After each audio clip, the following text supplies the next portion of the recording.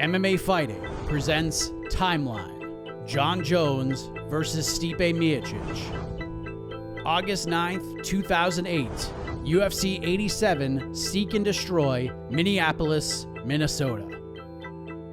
The 6-0 Jon Jones makes his UFC debut on the prelims of UFC 87. Jones wins via unanimous decision over Andre Gusmao. Jones goes on to defeat UFC Hall of Famer Stephan Bonner at UFC 94. And then the 11-2 Jake O'Brien at UFC 100 by second-round guillotine. Jones goes on to stop Brandon Vera by brutal elbows and punches in the first round at UFC on Versus 1 in Jones's first UFC main event. Jones returns to the headline spot and stops Vladimir Matyushenko by elbows in the first round yet again in a showcase bout in San Diego at UFC on Versus 2. December 4th, 2009. The Ultimate Fighter Finale 10, Las Vegas, Nevada. Jon Jones faces Matt Hamill in the co-main event of the Tough 10 finale at the Pearl at the Palms. And Jon, there's obviously a lot of excitement surrounding this fight. A lot of people are excited to see you fight again.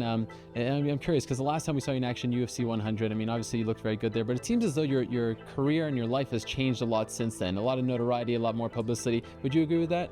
Yeah, absolutely. I'm excited about it. You know, I have a goal and I have a dream in the sport, and that's to make it to the very top of the ladder. And I understand that, you know, getting to the top of the ladder, a lot of this stuff is going to come with it. So I accept what it is, and I just try to do my best at it. You know, my main focus is just being a provider for my family, you know, being the best man I can be, being some sort of leader and a role model to, you know, younger athletes who want to do the same things or similar things. And, you know, just do the best to make it to the top of that ladder. Jones would suffer his first and very controversial loss. After completely dominating Hamill, Jones would lose by disqualification for using illegal downward elbows.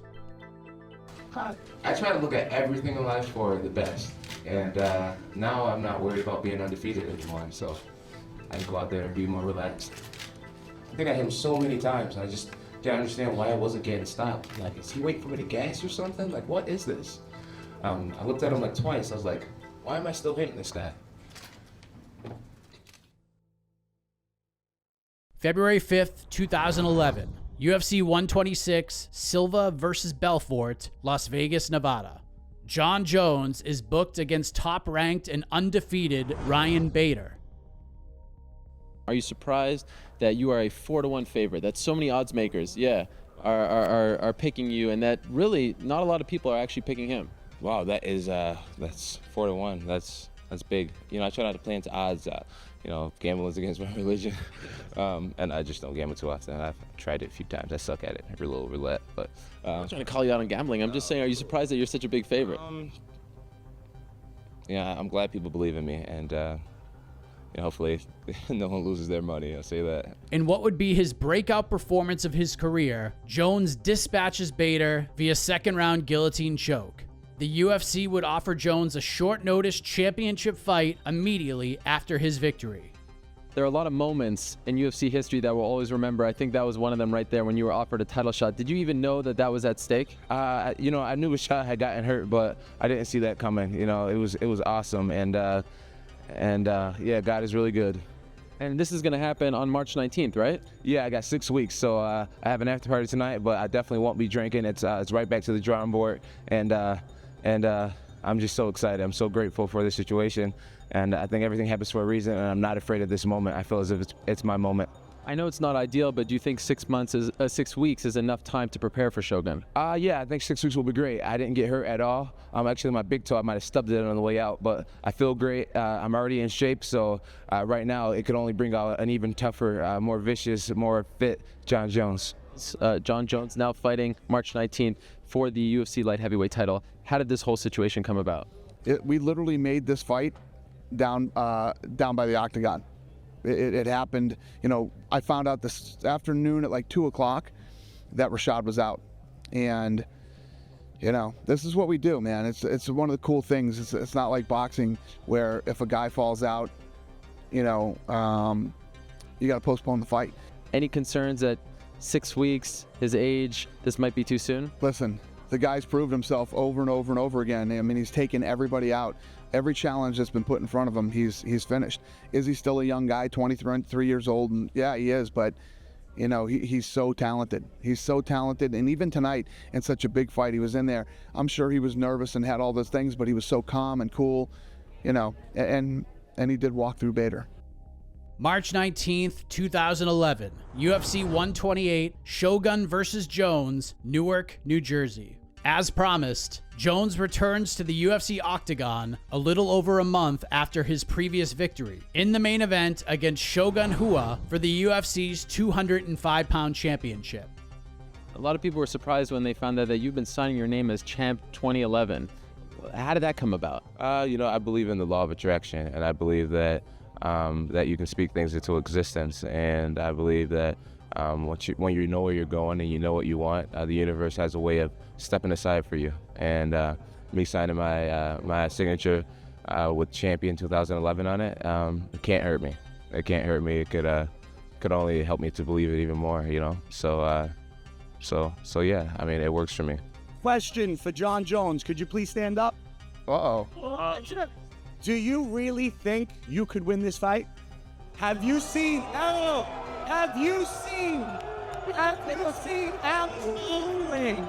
Have you seen him fight this man? Okay, what's your name? What? What's your name? Anthony. Anthony, come on. Come on. Come on, son. Yeah, absolutely. I wouldn't be sitting here if I didn't think I could beat Shogun. So Jones defeats Rua by third-round TKO and becomes the youngest ever UFC champion. Mr. Hammer, you know, we just saw Jon Jones dismantle Shogun Rua. What do you think of that, what we just saw out there? I think we saw a transition tonight, you know, a transition of a new generation of fighter. His skill set is unbelievable, and all due respect to Shogun, it was just amazing because everybody knew that Jon had this incredible arsenal of weapons, and his ground game is, you know, also incredible, but still to see him actually dismantle him the way he did was incredible. One of my co-managers, his name is Glenn, and he has a family that lives here in the New Jersey area. So before my fights, I like to find a really beautiful site, whether it's the top of a mountain, next to a stream, anything gorgeous, nature-wise. I like to, you know, associate nature with different levels of energy and all this. But anyways, that's a different topic. So we find a place in Paterson, New Jersey, where there's a bridge, and there's this very powerful waterfall, and there's almost like a little mountain. And it was beautiful, but around this waterfall and everything, it was a really ghetto area. And as the guy pulls us up in his car, he's like, you know, I'm in the passenger seat, Greg, Jackson, and Winkle John's in the back seat. He's like, listen, guys, before I drop you off here, I want to let you know this is a pretty bad neighborhood, so you might want to be careful. And I'm like, dude, we're all MMA guys. And he's like, well, I'm just letting you know, a lot of people get mugged here. Just as he said that, I turned to pull off my seatbelt, and the guy, I see an old Spanish couple like screaming, and they're like running. They look like they're out of breath big time.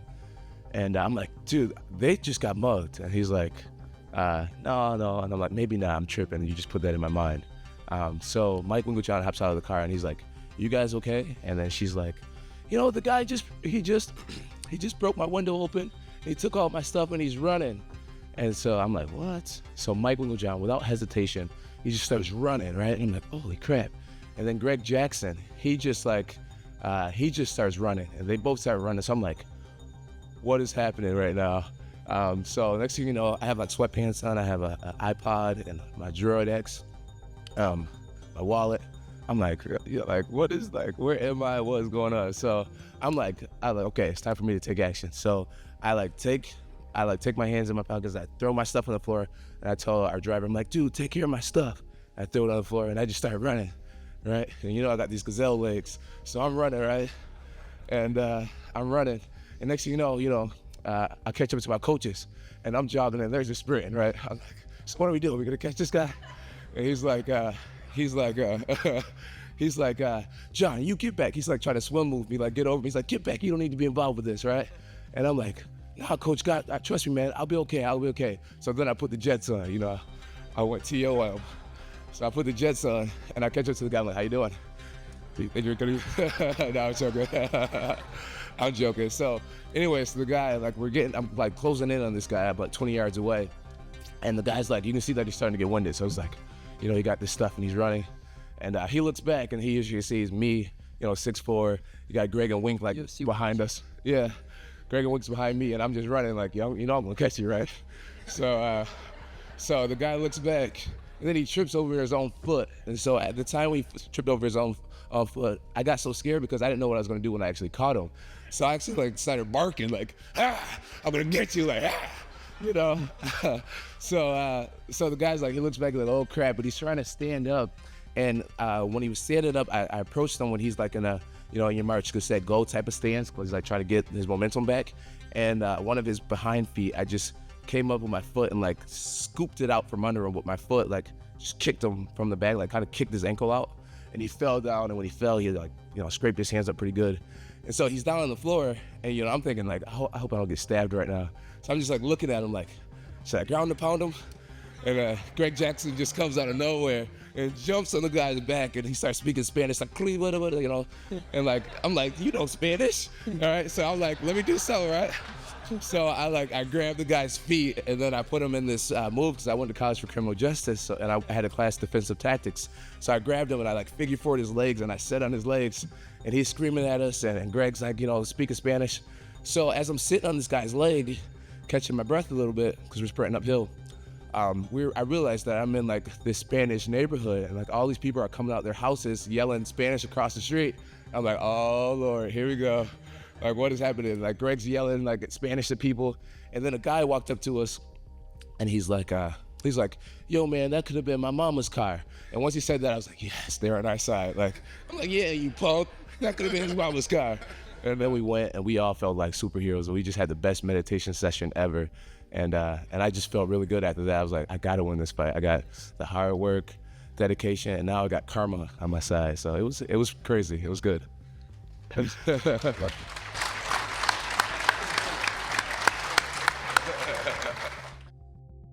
September 24th, 2011.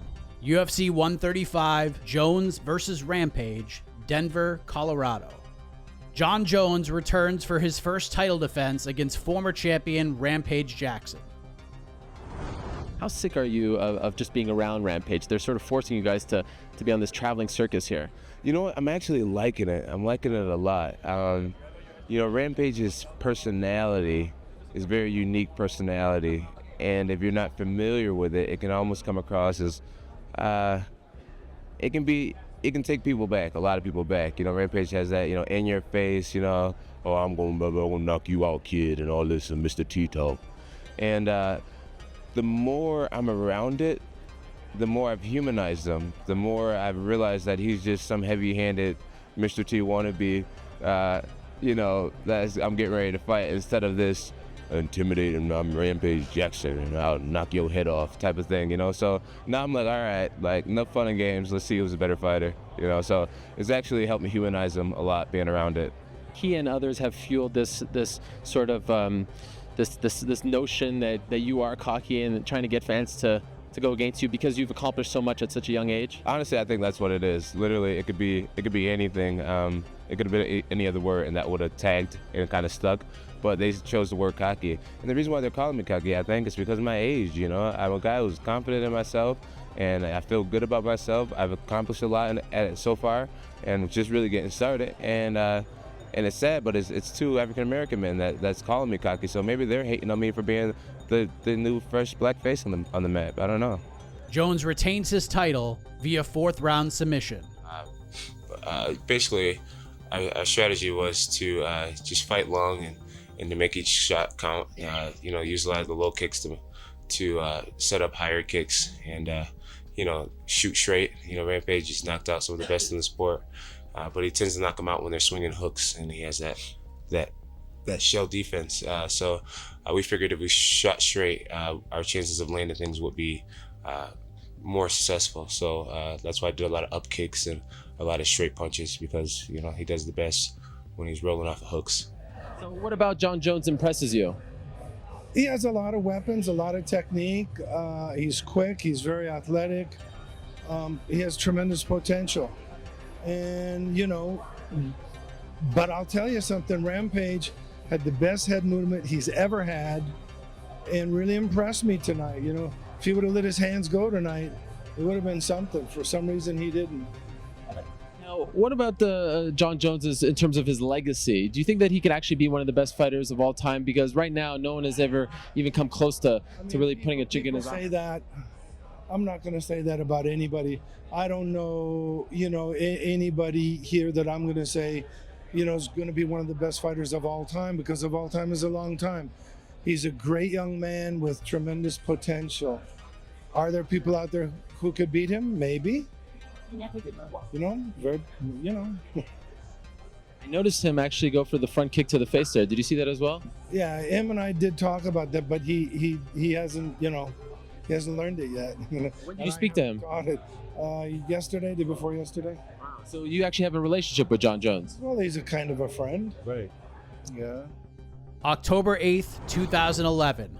UFC 136, Edgar versus Maynard 3, Houston, Texas. Stipe Miocic begins his UFC career with the fight against Joey Beltran. Miocic wins via unanimous decision. December 10th, 2011, UFC 140, Jones versus Machida, Toronto, Ontario. Jones is set to defend his title for the second time against former UFC champion Lyoto Machida.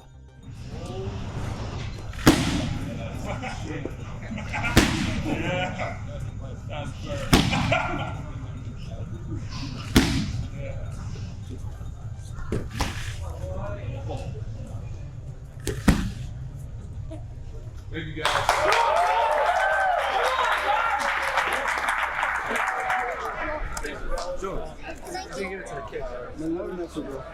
My little baby girl. Oh, thank you. Kids. Thank you. Thank you. Jones puts Machida to sleep with a nasty second-round guillotine choke. I think it's safe to say it's the toughest fight since I've learned how to fight. My UFC debut was pretty tough, only because I was actually engaged in a really tough fight, and I didn't really have tactics or have philosophy. Now I have tactics, I have philosophy. I feel as if I'm a seasoned fighter. I know what I'm doing, and I still went through a pretty strong fight. So I think it's safe to say that it's the toughest fight since I've known how to fight. How'd you set up that choke? That was one of the more impressive moments of your career. All right, I'll show you. So what you do is you grab it here, and you okay? I'm great. Right. That felt great. Cool. And then you just walked away like ain't no thing. Like it felt like you had a little swag in your step when you walked away there. Just let him fall to the ground. Hey, it was a good fight, and I'm just grateful that I won it. Would you say this is the greatest run, 365 days calendar year in UFC history? Yeah, no doubt about it. Do you feel as though Jones gets the respect that he deserves? And I know he gets a lot of hype, but considering who he beat in his last 3 fights, and considering the fact that he finished them too, how can you not say that he's the best fighter in the world right now? Yeah, well, the thing is, again, to call him the best fighter in the world, if you look at Anderson Silva's run since 2006, you know what I mean? Jon Jones is still young. He's had an incredible year, probably one of the greatest years in UFC history. He is on his way. April 21st, 2012, UFC 145, Jones versus Evans, Atlanta, Georgia. The UFC light heavyweight champion is set to face former training partner and former UFC champion Rashad Evans. The reason I say that I felt as if Rashad's fighting out of anger is, it's not that he's going to be in the cage looking like this at me, like giving me a rampage. He's what I meant by that is that he's focused so much on the storyline, and telling his story about Greg and Wink and how I'm so cocky and things like that. Where me, I kind of feel like I'm being more reactive instead of really trying to attack his personality, because I really don't care about defending my personality. I have a very strong fan base and I have a very strong hate base, and it is what it is. So I realized that I'm here to complete a mission, and that's to have my hand raised. And that's why I said he's kind of fighting out of anger, because all that pre-fight drama stuff is just shouldn't take too much of your emotion, too much of your effort. I've been focusing on tactics since I signed that contract, tactics and strategy. Jones dominates, cruising to a unanimous decision. You know, I think I was a little intimidated at some points to just believe in my ability and speed and coordination.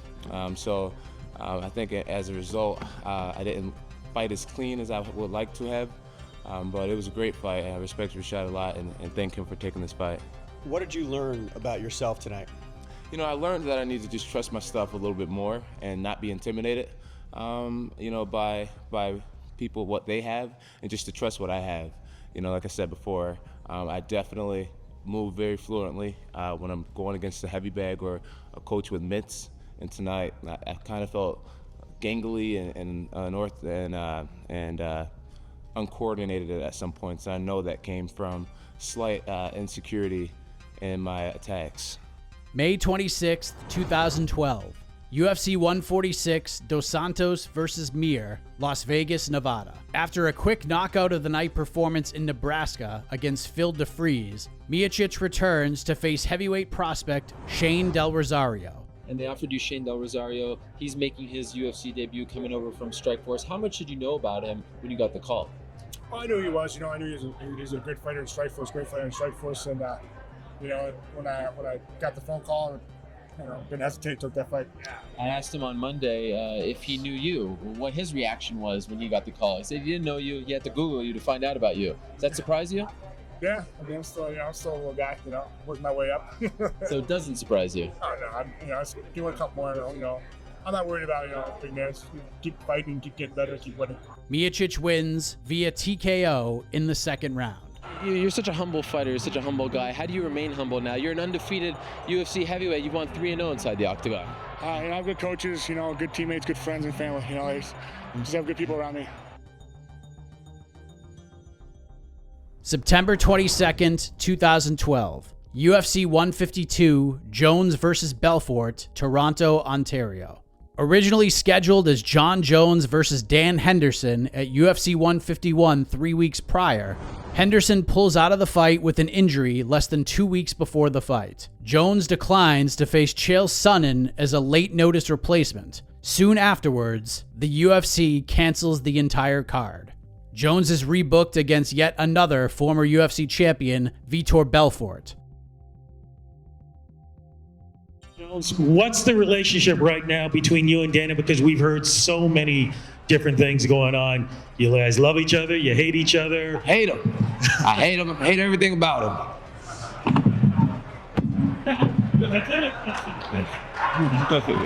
No, I'm joking. Dana White's awesome, man. Like I've said before, Dana White is a very passionate guy. He takes the passion, his passion, and he goes to like big meetings, and he's talking to a lot of people about getting MMA, legalized and having people endorse MMA. And he has this passion, and his passion is honestly the reason why we're all here right now.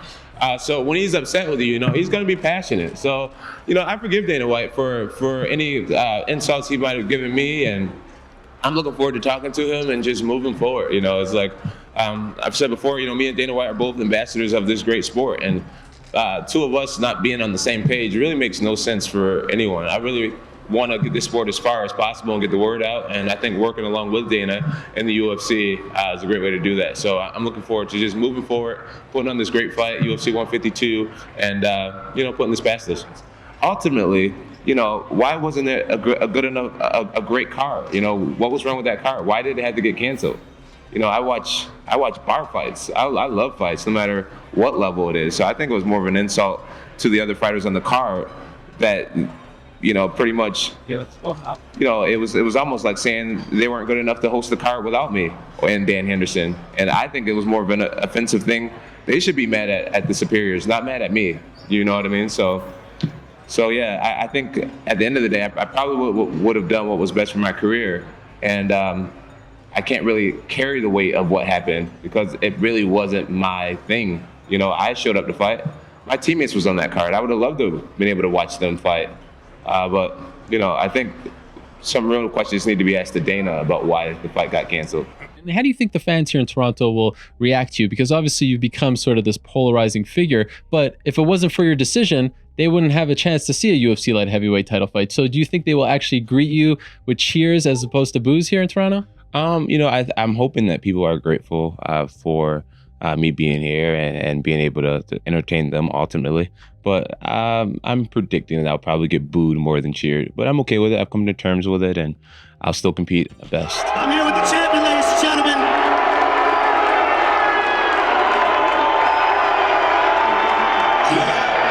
You've maintained a great sense of humor through all this. Jon, this is a real experienced opponent you're taking on, a guy who's been around the game for a long time. Give us your thoughts on Vitor and what tomorrow night means to you. Well, I honestly believe that Vitor is one of the best in the world. It's as good as it gets. And I'm excited to go out there and do my best, do what I always do. I'm excited to watch you, sir. Good luck to you. The champion, ladies and gentlemen, Johnny Bones Jones!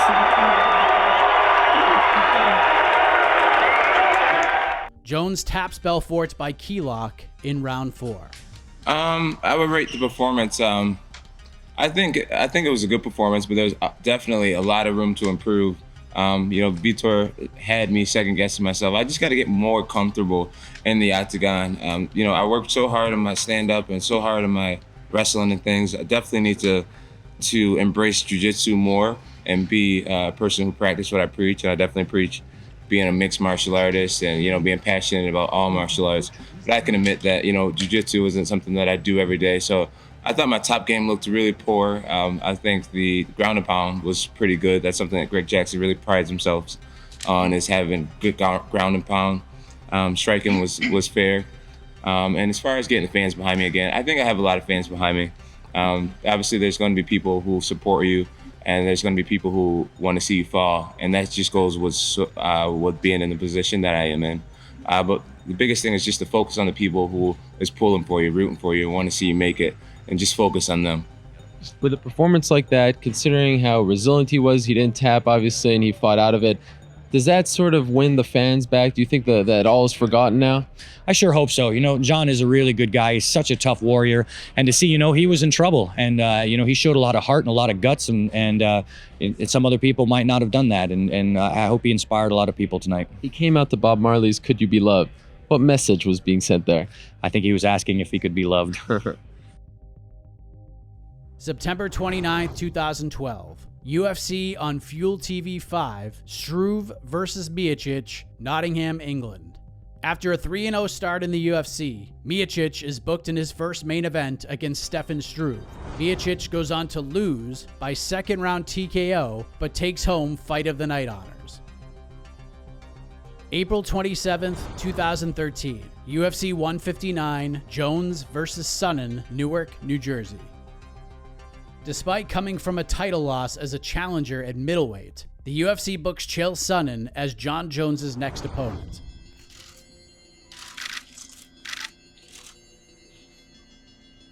Thank you, gentlemen. Can I turn on a shake?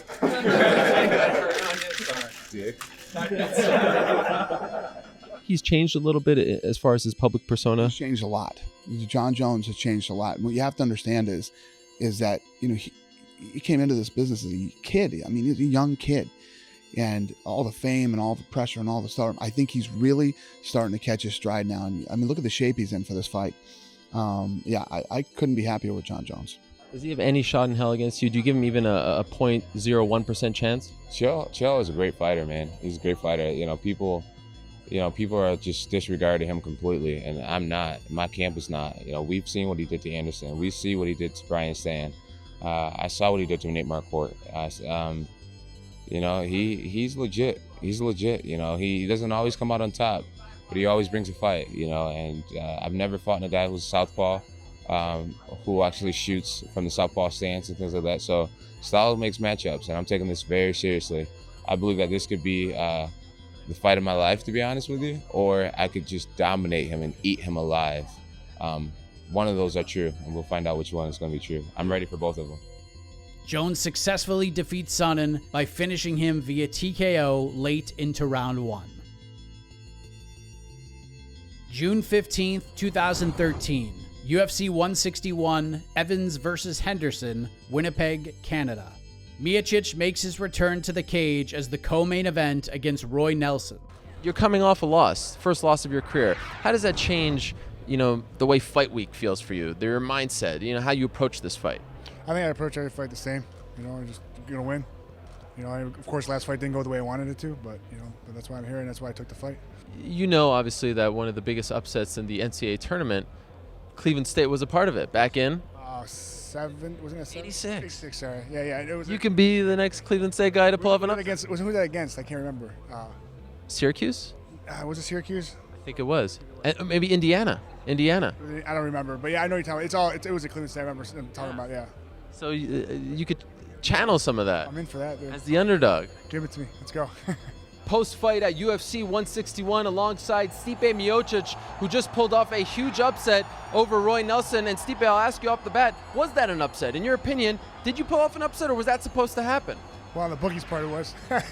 on the betting odds, I guess. I was confident going in. I have the best coaches in the world. They told me what to do, and I felt confident. I thought I was going to win the fight. Biggest athletic achievement of your career tonight? Oh yeah, of course, man. We had some big ones, but this is big. Come on, man.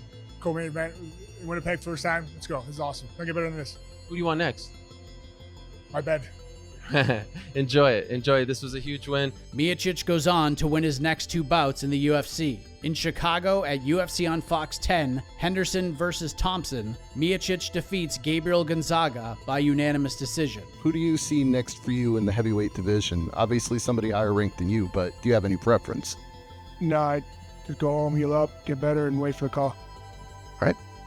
And in Sao Paulo, Brazil, Miocic knocks out Fabio Maldonado in the main event at Tough Brazil. September 21st, 2013, UFC 165, Jones versus Gustafsson, Toronto, Ontario. Jones meets the Swedish fighter and #1 contender Alexander Gustafsson in the main event. So my job is to respect him wholeheartedly, train, give it my all. But with that being said, because I respect him wholeheartedly and because I study so much, I see exactly where he truly is. I know where I am, I know what I've done, and I believe in my training. So I would just say I have a really honest assessment of what I've accomplished and what he's accomplished, the way he's performed, the way I performed. And I speak about it honestly. And every fighter has a chance to win a fight, but my job is to make sure he has very, very small chances, and I think I've done that. Personality-wise, I think he seems like a great kid, a great young man. As a fighter, I believe that I'm better than him in literally every way. We are still buzzing here in Toronto because we just witnessed an instant classic between the reigning and defending UFC light heavyweight champion Jon Jones and Alexander Gustafsson. Who'd you have it for? Well, I scored a 3-2 for Jones. I had 2-4-5 for Jones and 1-3 for Gustafsson. I think a lot of people I talked to had something similar to that, but obviously it was a very close fight, so a lot of people were kind of going back and forth. I did hear a couple people who had it for Gustafsson. We talked before this fight happened. We said, who's going to be this guy's rival? He doesn't have a rival. Who's going to be his Joe Frazier, that sort of thing for Muhammad Ali. I don't know if this is the guy, but that was the event that needed to happen for Jones to sort of establish that with somebody. Now, when they roll it back and they have a rematch, which it seems like that would be, depending on how things go, the way that the UFC would look at going for it, we might have the seedlings for something like that, which is kind of a cool thing because in Jon Jones' era, so far we haven't seen that. Jones would go on to defend his title once again at UFC 172 against Glover Teixeira. December 13th, 2014, UFC on Fox 13, Dos Santos versus Miocic, Phoenix, Arizona. Junior Dos Santos returns to face Stipe Miocic in the main event. I've talked to you before. We've done interviews, Winnipeg, whatnot, and you don't seem to love doing media. And then I see you on Twitter, and you're like the most prolific tweeter out there. I mean, you're nonstop. I'm like, was it Ricky Bobby? So it's like, what do I do with my hands? What do I do with these things? I'm terrible at interviews. So I'm wondering, are you the one actually tweeting? I'm actually going to go out there and call you out and wonder if you're the one tweeting. Of course. This is prolific stuff that you're doing. You're nonstop. It's easy to write stuff. Just when I have a camera in my face, it's terrible. Like if you talk to my coaches, if I'm don't look at the camera. Just look right here. You put me in the spot. No, man. No, I don't know. With cameras in my face, I have a hard time, and I'm like, and I get real shy. I don't know what it is. I'm terrible at it. You should see me on the news. When I go on the news, I'm terrible. I'm like. Do you want to get better? I try. I'm trying. I've gotten better. I feel like the Twitter has really brought out your personality, though. I mean, you've really come. I have a good personality. I do. It's unbelievable. That's what I'm saying. I want to see more of it on camera because there he is. That's the guy I'm talking about. And Sean, we have to start with the main event. Of course, it was super close. In the end, JDS beats Stipe Miocic. Razor thin decision, I thought. Who'd you have it scored for? I actually had it scored 3-2 for Junior. I gave Stipe the first 2 rounds and then Junior the last 3 rounds. I wouldn't oppose the other way. I wouldn't oppose 48-47 for Stipe. I think it was maybe different in the arena because the crowd was a very pro-Junior crowd, so anytime he landed hard, the crowd really swelled and it kind of created this environment of it. But yeah, it was a very, very good close fight. Obviously, you disagree with the decision. Can you talk to us a little bit about what you thought of the scoring, obviously? Yeah, I mean, like Dana said, I slowed down a little bit, especially third, beginning of fourth. I started that even more. And then the fourth, fifth rounds, I mean, at least thought I won 2 of those rounds for sure. Maybe somewhat decently close, but apparently not. Like you say, don't let it go to the judges. And you know what? He was a better man tonight, and he got his hand raised, so nothing I can do about it. January 3rd, 2015, UFC 182, Jones versus Cormier.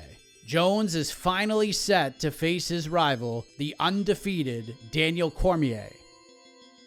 This is the Ali Frazier. I've never had more people interested in a fight in my entire career. Just the most random people, old ladies, and just, almost everybody I run into. I feel like this fight has definitely elevated me and Daniel's exposure level. And so as far as just publicity-wise, this is the Ali Frazier, supposedly. You don't feel that way deep down? Like, you don't feel the tension there? The world is watching? The world is definitely watching, but I don't feel too much tension.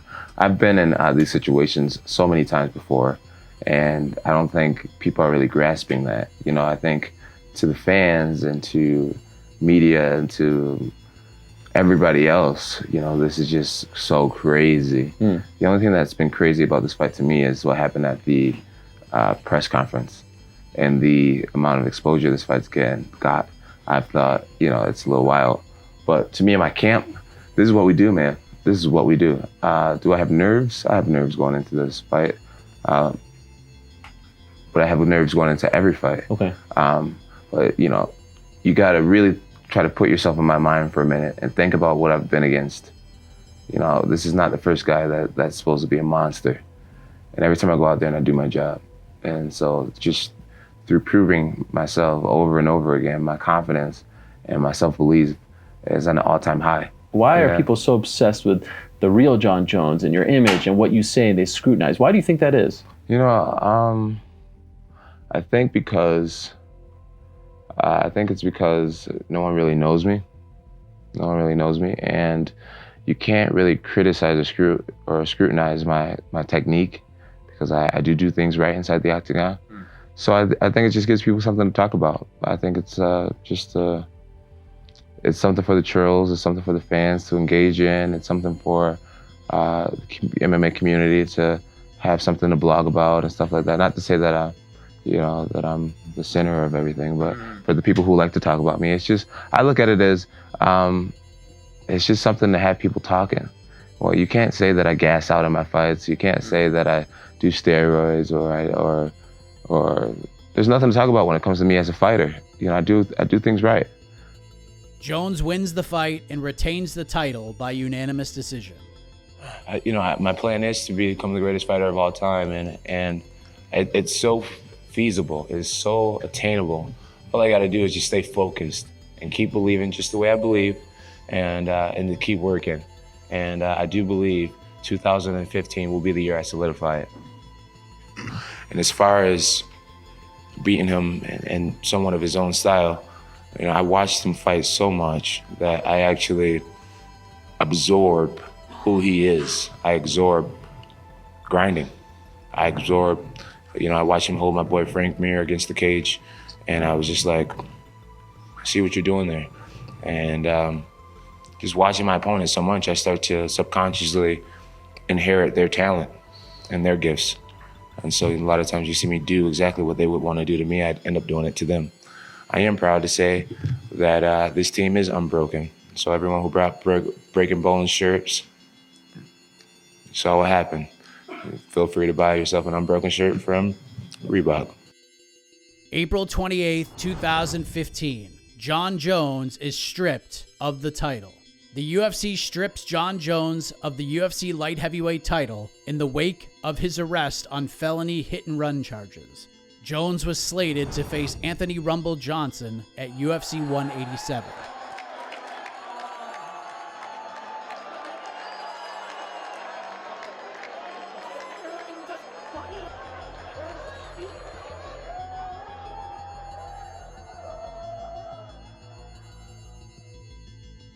Jones was arrested early that week in Albuquerque on a felony charge of leaving the scene of an accident involving death or personal injury. And, you know, I see like the light turn green, and I assumed that it was my green light, but really it was a green light for, you know, people that were going straight in traffic, and I was actually turning. So I just stepped on the gas when I saw the green light, and I find myself driving right into ongoing traffic. And yeah. Did you get hurt? I didn't get hurt. No. So it was a 3-car accident, right? Yeah, I think I hit one car, and then that car collided into another car. Do you remember what was going through your mind when you got into the accident? Like, were you aware, like, what have I done? Like, what were you saying to yourself? What were you thinking? You know, it all happened so fast. Yeah. Initially, I knew I messed up big time. I started thinking about, well, first I realized I wasn't hurt. Yeah. So, you know, I think subconsciously I just figured, all right, nobody's gotten hurt. You know, I'm not hurt. Maybe we didn't hit that hard. I just thought to myself, man, I went out last night. I haven't been home yet. I probably still smell like the night before. I need to get myself out of here. You know, this is going to be terrible. This is going to be messy. I got to go. I was afraid, man. I freaked out. And I was afraid to talk to the police at the time. So I just thought, let me get myself away from this. May 10th, 2015. UFC Fight Night 65, Miocic versus Hunt, Adelaide, Australia. Miocic headlines yet another UFC card, this time in South Australia against Mark Hunt. In what would be a historic night, Miocic lands a total of 361 strikes, the most of any fighter in UFC history. Miocic officially wins by TKO midway in the final round. January 2nd, 2016. UFC 195, Lawler vs. Condit, Las Vegas, Nevada. Back on a win streak, Miocic is set to face former champion Andrei Arlovsky in the pay-per-view co-main event. You've been told if you win this fight, you're getting a title shot? No, I've not been told anything. After what Overeem did a couple weeks ago against JDS, do you feel like you have to top that? Listen, all I care about is getting that W. I'm gonna win. That's all I know. I'm gonna win because I have the greatest coaches in the world and training partners, and I have great confidence in myself and my coaching. And I'm ready. I wish it was Saturday already, honestly. Miocic makes quick work of Arlovsky, knocking him out in under a minute in the first round. I know you can't go be a different person, but have you made any kind of a decision that you want to try to be more outspoken? Was this? I guess. I don't know. I think I'm a funny guy. I mean, my friends think I'm funny. I don't know what to say. I'm a fireman. I mean, I like fighting. It's fun. April 13th, 2016. UFC 197, Jones versus St. Preux, Las Vegas, Nevada. Jon Jones makes his return to the UFC to face late-notice contender Ovince St. Preux for the interim UFC Light Heavyweight Championship. Jones was originally scheduled to face champion Daniel Cormier in a rematch. Yeah, I definitely have a lot of pride in being pound for pound number one.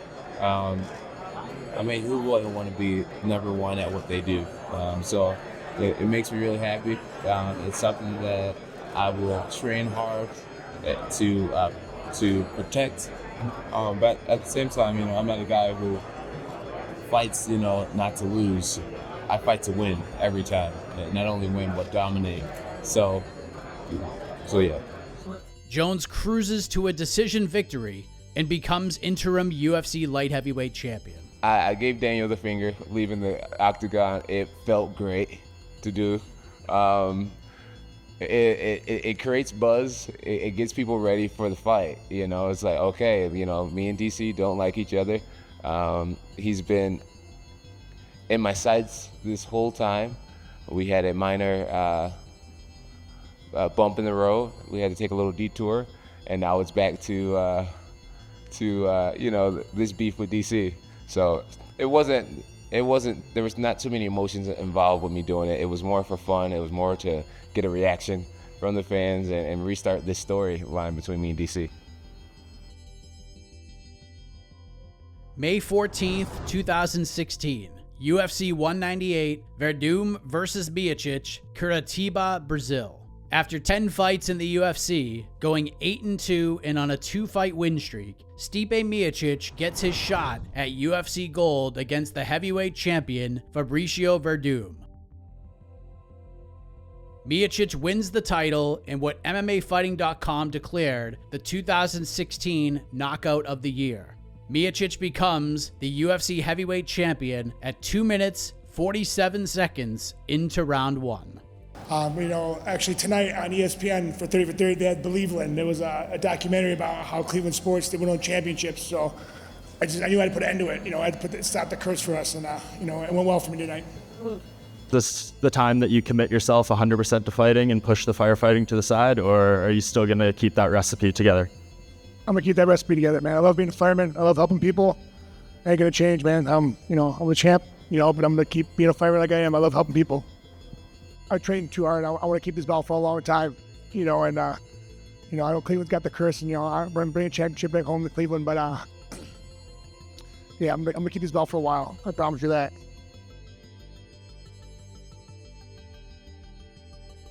July 9th, 2016. UFC 200, Tate versus Nunes, Las Vegas, Nevada. Originally scheduled as Daniel Cormier versus Jon Jones as the main event for UFC 200, Jones would be pulled off the card due to a positive PED test announcement just days before the fight. Jones would subsequently be stripped of his interim title.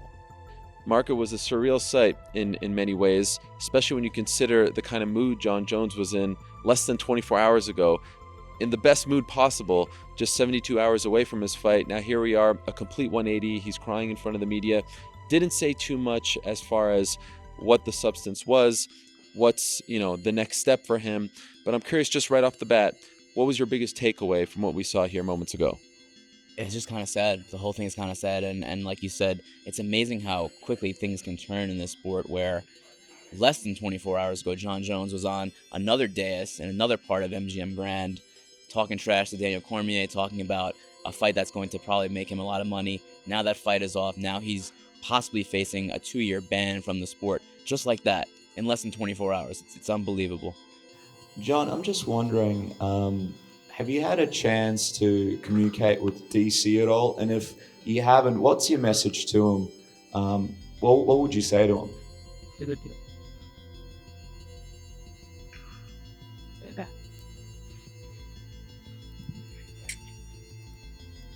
Yeah. I haven't had the opportunity to talk to him.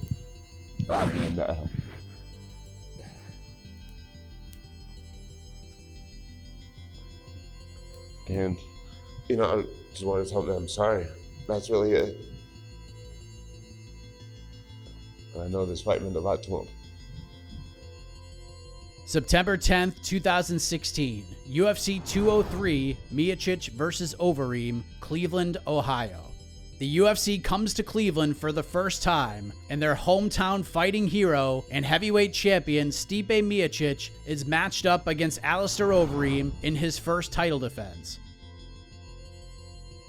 After getting dropped and surviving a submission attempt, Miocic recovers and defeats Overeem by knockout 4 minutes and 27 seconds into the first round. Yeah, he hit a lot harder than I thought. You know, he put me on my ass. But, you know, I was okay. You know, he put me down. You know, for a split second, I was like, whoa. But then, you know, got me that front leg. I got out of it. I felt fine, and then took over. It's probably impossible to kind of quantify this, but I'm going to ask you anyways.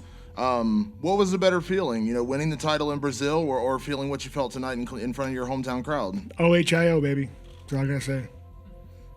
So if they come to you and say, look, we want to do Kane versus you here in Cleveland, would you really say no to that? No, I want to say no. I mean, I Well, you said you'd rather. I'd rather fight, of course. But I mean, listen, man, I'm not going to pick and choose who I fight and where I'm going to fight. If they tell me I'm going to fight in Saturn, I'll fight in Saturn. I don't care. I mean, whatever you want me to fight, I'm going to fight. I mean, I'm the heavyweight champion of the world. Right. That's the reason. I'll fight anyone, anywhere. I fought in front of 45,000 Brazilian people. And I fought in front of how many people here tonight? 18,000 people, almost 19,000 people, all for me. I'll do whatever they want me to do it. May 13th, 2017, UFC 211, Miocic versus Dos Santos 2, Dallas, Texas. The champion Stipe Miocic is set to even the score with the challenger Junior Dos Santos as the main event in Dallas, Texas at UFC 211. And here's the other thing I have to talk to you about. The last time we spoke, we made a little bit of news. You were unhappy. I never heard you like this before, right? You said you want coming. You make me feel like I'm like this hormonal. No, but right you. You tell me There's a lot of emotion. 1 minute here, you're the most obnoxious person of all time. That you're mad about this. What do you want me to do? Listen, you're somewhat stoic, so anytime you give us an inch, it's a big deal. You take it like 30 miles. Well, it's a big deal. You're the baddest man on the planet, right? Yeah. You were unhappy. You said that they mistook your kind. How do you feel now? How are things? I'm fighting, aren't I? Yeah.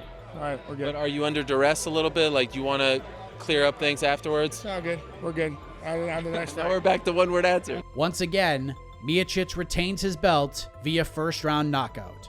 He makes history. A lot of people didn't even know that this was actually a record within his grasp going into this one. He successfully defends his heavyweight title for the second time. That ties the record. But the big story, of course, is that once again, in the first round, he looks very impressive, finishes Junior Dos Santos. He knocks him out, and he's able to avenge that loss from 2.5 years ago. How impressed were you with his performance?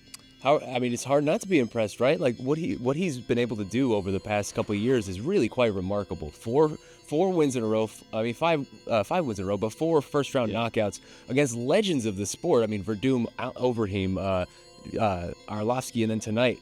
It's really quite incredible, and in the way he's doing it too, almost making it look too easy. We've always been looking for this guy who's going to be able to hold that heavyweight title for a long time. For a long time, we thought it was Kane, and maybe it is Stipe now. I mean, he's like you said, he's 1 away from breaking the record already, and who knows, he might be able to do it. And so on Friday, I asked you, is he in that discussion for the greatest of all time? Yeah. When you mentioned those names, it's pretty damn impressive. Yeah. And after what he did tonight to JDS in a rematch, do you now feel comfortable putting him in that discussion? I feel comfortable putting him in the discussion. I'm still not ready to quite go, on that That's level. fair. Yeah. But if he does the next one, let's say the next one is Kane. Let's just throw it out there, and the next one's Kane, and he wins again in a very impressive fashion. I would have to really rethink that, because at that point, what he's been able to do, the sustained level of excellence, that's quite remarkable and relatively unprecedented in this division. Like I said, I admire him, and like I said again, if I'm not the champion, I'm happy he's the champion. He's a nice guy, and he represents very well the sport spirit. Stipe wins his next fight, wherever it is and whoever it's against, will that cement him as the greatest heavyweight of all time? Yeah, unfortunately, three will do it. That's pretty crazy, but yeah, it'd be tough to say he's not after defending the title 3 times. And if he gets beyond that, he's a fucking amazing Hall of Famer, I guess. It's crazy. I didn't realize that. I thought Kane had held the belt longer until, we found out that it was 2. I'm a champ. The reason why I'm the champ, I've worked my ass off to get where I'm at. If it wasn't for my coaches, my wife, my family, my teammates, my friends, just everyone backing me up, my city, having my back, I won't be where I'm at. It's a Midwest thing. You know how it is. July 29th, 2017. UFC 214, Cormier versus Jones 2, Anaheim, California. Jon Jones returns to action after a year suspension to once again face Daniel Cormier for the UFC Light Heavyweight Championship. How long do you think I've been doing steroids? Well, you're probably you've earned a title fight, so I imagine you're about 3-0 in the UFC, so those first few fights. Ovent St. Preux, Guzmán, and Forrest Bonner, or whatever his name is. What's that guy's name that he beat? Stephan Bonner. Stephan Bonner. Those 3 fights is when you didn't do steroids, but everything else in the middle is eliminated. When I started powerlifting, 4 days a week, and I started, with these chicken-ass legs with my bad genetics. I started deadlifting 600 pounds, squatting 500 pounds. USADA was in full effect. So how did I get away with that? You did. I'm not saying you did it last year versus Ovent St. Preux. You were clean last year when you fought Ovent St. Preux. When I was the biggest ever. That's why clean. you look like you look. How do I look? You're a bum. That's why you look like a bum last time. How do I look, DC? Hey, that's all just. Hey, listen, that's all just for show. That's all just for show. I don't care about that. Who looks like a junkie here today? That's just all for show. Look at you this can guy's show your face. 6-pack. Who looks like a junkie You here can just today? show your 6-pack. That's fine. That's all Who for looks show. like a junkie here today? I look like a. I'm you look not. like I'm a not. crackhead with a suit on. What's that? You look like a crackhead with a suit on. I could look like a crackhead with a suit on, but I've never been a crackhead like you, though. So you can say I look like one, but I've never been one. I've never been one. Next question. And in the main event, we saw the return of Jon Jones. He is now once again the light heavyweight champion of the UFC. He finished Daniel Cormier in the 3rd round. It all started with a left head kick and then eventually some ground and pound. A knockout for Jon Jones 6.5 years after he became the youngest champion in UFC history. Once again, now he is the reigning champion in the 205-pound division. Yeah, I felt like this was one of those fights that the world had to see. It was the biggest fight of the year, and I even heard rumors that Donald Trump was going to show up. Did any of you guys hear that? Yeah. Yeah, so I mean, to be a part of that, it's inspirational. It lets me know that my story is one that the world could look at and get something from. It lets me know that that all the faith and all the hard work and consistency and pushing through, it's something that intrigues the world. I mean, there's never been a champion like me, a young champion. Well, there has been, actually. I would say my career is kind of comparable to Mike Tyson, a guy who had it all, a guy who made a lot of mistakes. Yeah. And I think I'm like a modern situation, and I think people are interested to see how I'm going to handle it. And I think that's what's most intriguing, is to see how someone can come back from so much bullshit. Right. How is this second title reign going to be different than the first one? What's going to change for this one going forward? Well, my effort. I think I'll make a conscious effort to just do better. I'm also a lot more aware of who I am and the responsibility that comes with being a champion, a UFC champion. And so I don't want to sit up here and make promises and say that I'm going to be a saint, because I'm a wild motherfucker at the end of the day. God bless you guys. However, Jones would fail his fight week drug test and would be stripped of his 3rd UFC championship title. The fight would also be overturned to a no contest. January 20th, 2018, UFC 220, Miocic versus Ngannou, Boston, Massachusetts. Miocic is set to defend his title against Francis Ngannou as the main event in Boston, Massachusetts. You were on my show a couple weeks ago, and that comment about you saying that you felt like the UFC wanted you to lose, that thing has taken a life of its own. It exploded. I guess so. I mean, listen, I don't worry about winning. It's all I care about. You stand by it, though. Yeah. Dana White was on a local radio station yesterday, and someone asked him about it, and he's like, look, that's crazy. Stipe's a great guy. He's a fireman. But he did say we've butted heads business-wise over the last couple of years. It's business. What do you want? You can't be friendly about it. I mean, what butt heads? What is he talking about? We're butting heads. Well, we thought that was butting heads, and I don't know what it is then. I thought it was negotiations. Like, they're not supposed to be, like, great, like, best friends. Like, oh, my God, hey, good times, hey, awesome. No, I don't know what he's talking about. Butt heads, whatever. Okay, sure, we butt heads. But it ended well, right? Yeah, we're fine, man. I don't know, whatever. I mean, since we butted heads, he was texting me during FaceTime me during the Boston-Cleveland Celtics playoff games. I'm like, okay, so we butted heads, but you're FaceTiming me, like, okay, sure, all right. Did you engage? Did you, like, talk smack with him? Oh, yeah, joking around, having fun, you know, but whatever. There's no animosity on your end. No, man, I'm a lovable guy. I'm a Midwest guy who likes people. You like people, but you also like hitting people. That's true.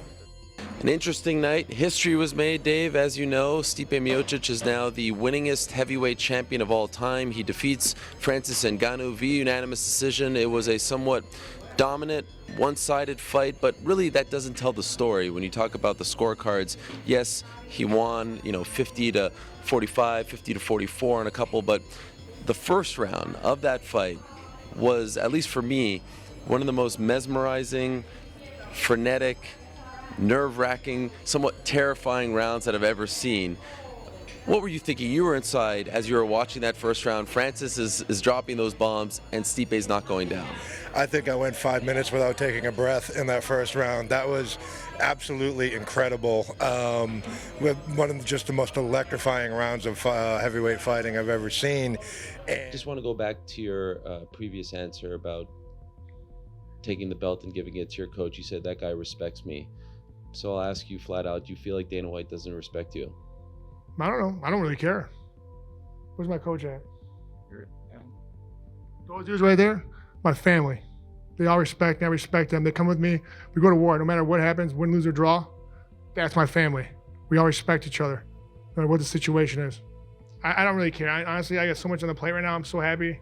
My beautiful wife as our child. I'm very lucky. I got my coaches here. They're amazing. Listen, man, I'm not worried about repairing anything. I don't know. Apparently, I called him out when he told me. He said he was talking about we were butting heads. I called him out on that. That's pretty funny. He said, "What are you talking about?" I don't know. How'd that go? No, he denied it.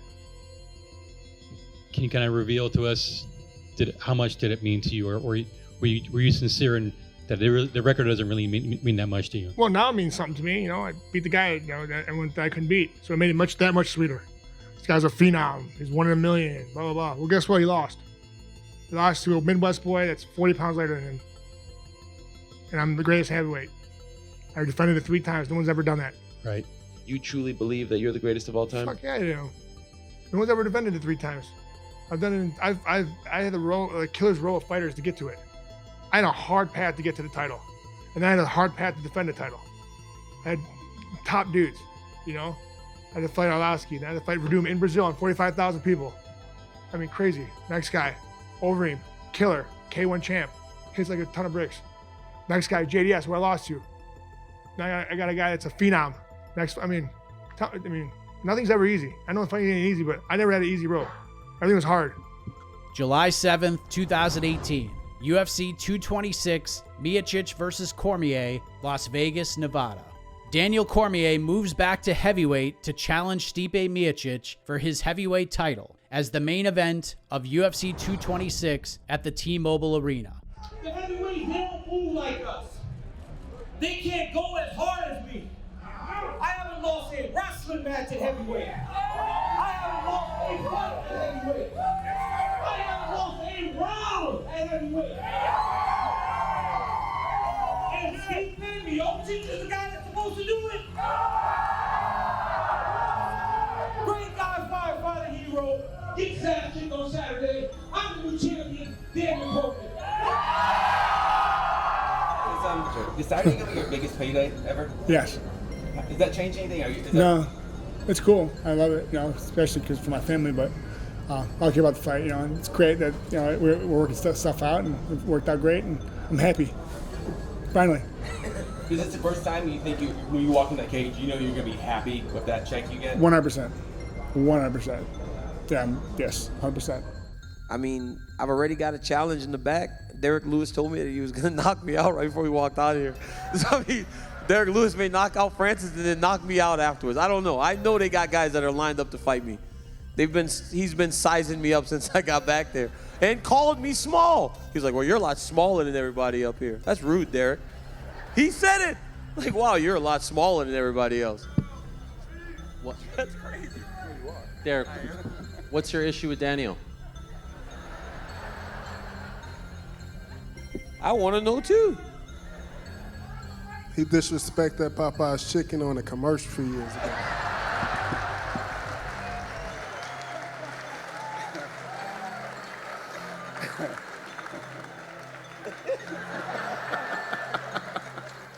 Daniel Cormier is now your UFC light heavyweight and heavyweight champion, stopping Stipe Miocic with a right hand in the very first round. Frankly, one of Daniel Cormier's easier UFC fights, if you actually think about it. Your reaction to him becoming the second now champ.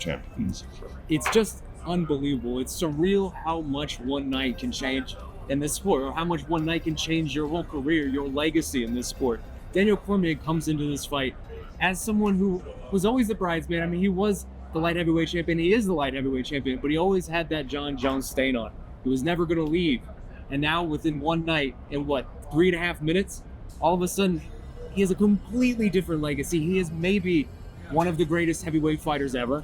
I think that's fair to say. I think he's possibly a top 2 all-time fighter, if not one. I wouldn't put him there yet, but I'd say top 2 easily. He's one of the greatest just fighters of his generation, all with just one night. He washed away all of this and completely changed the narrative of his career. It's utterly amazing. Oh, it sucks. Losing is not fun. I mean, losing is not fun at all. I mean, it sucks. But, in perspective, I look at it. I'm going home right now. My beautiful wife, having my child. Better things in life than losing. It sucks. I want to come back, get a rematch, of course. But listen, right now, it's DC's day. Good for him. December 29th, 2018. UFC 232, Jones versus Gustafsson 2, Inglewood, California. Originally set to take place in Las Vegas, Nevada, the UFC makes an unprecedented move, relocating the entire card to California, citing licensing issues with the Nevada Athletic Commission. The Vice President of Athlete Health and Performance, Jeff Nowitzki, says, "Can't make everyone happy, but it was the right thing to do." Jones is set to face Alexander Gustafsson, the man who gave Jones the toughest fight of his career, for the second time, with the UFC Light Heavyweight Championship on the line. I am in an interesting spot in the UFC. I feel like I'm a polarizing athlete, and it's just gonna follow me. It's gonna follow me. The way I deal with that is by waiting for USADA and now VADA to continue doing their research of what's going on in my body. And I think through their study, I'll be vindicated. And just continue trying to stay on the right path, trying to do the right things and just focus on the things I can't control. Whatever this guy's saying, it's just bullshit. He's just terrible, man. This guy is terrible, I'm telling you. He is terrible. I'm here to fight. It was nothing else. I was just here to fight. But the thing is, I'm just like, I'm flexible. It's all good. But, we have friends, family, fans coming into downtown having plans. They have their budgets. And they have to like reschedule, we're planning everything, whatever. I mean, whatever this guy is saying, you can't take it serious. You can't take it serious at all. He's just terrible. He is terrible. And he will eat it. He will eat it on Saturday night. I'm telling you, he will eat everything on Saturday night. I'll ask you again, do you believe Jon Jones is a cheater? Yes, I do. Yes, I do. Man, this guy is not confident. He has to put shit in his body to be confident. That's how he is.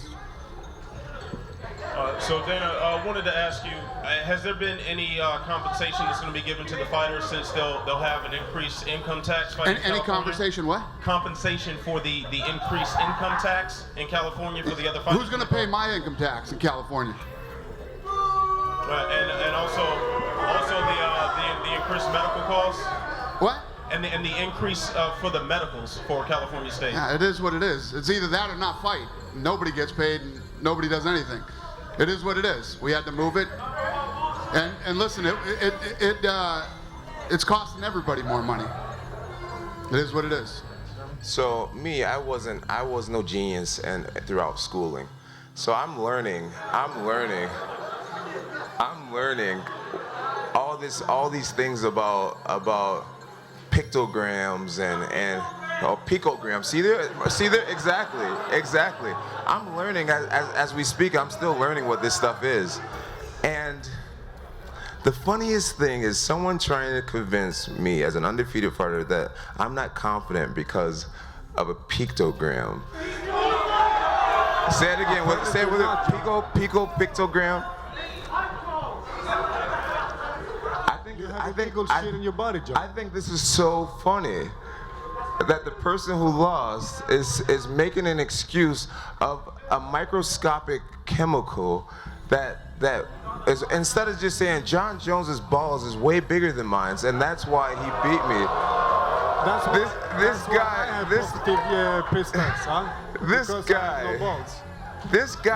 who has the smallest balls there, you and me. This guy is. I'm the one not having illegal shit in my body. This guy. I say I have balls. You don't have balls, my friend. This guy has found. You got illegal shit in your body. This guy has found a way to justify why he lost.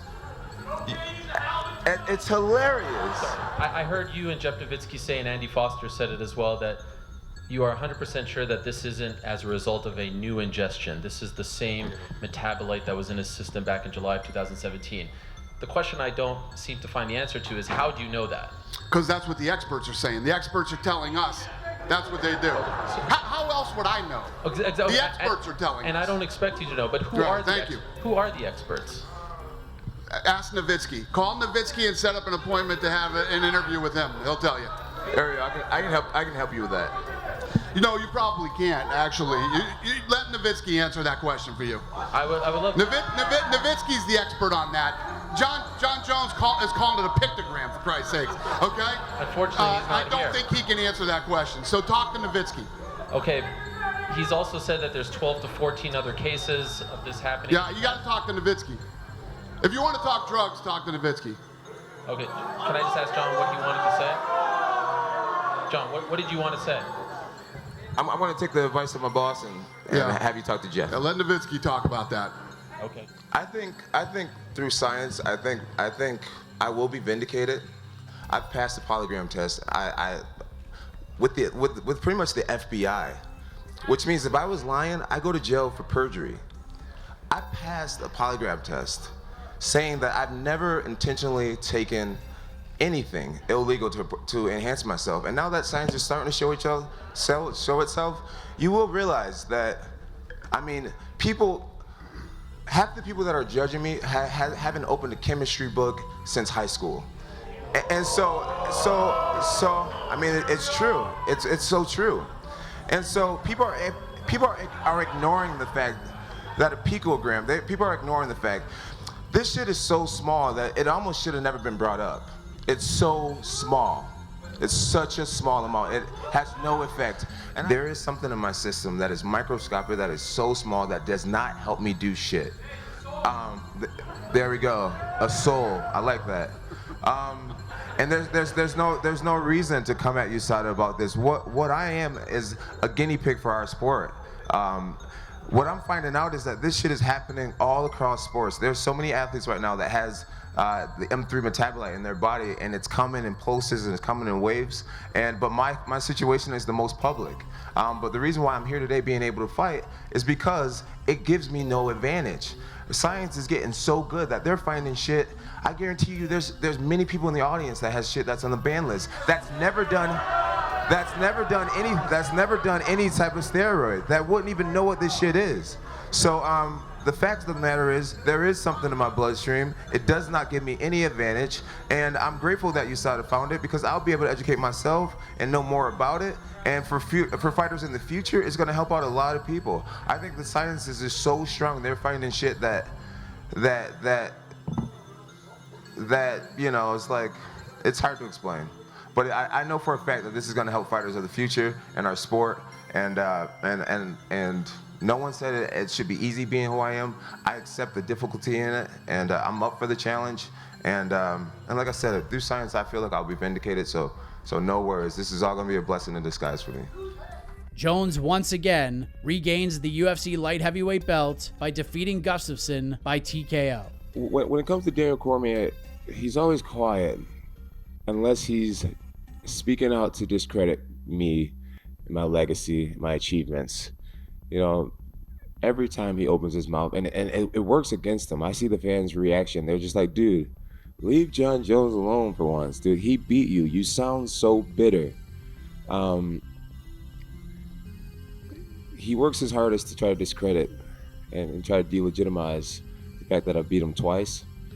And And the only thing I want to delegitimize as a retaliation is his claim of being a light heavyweight champion.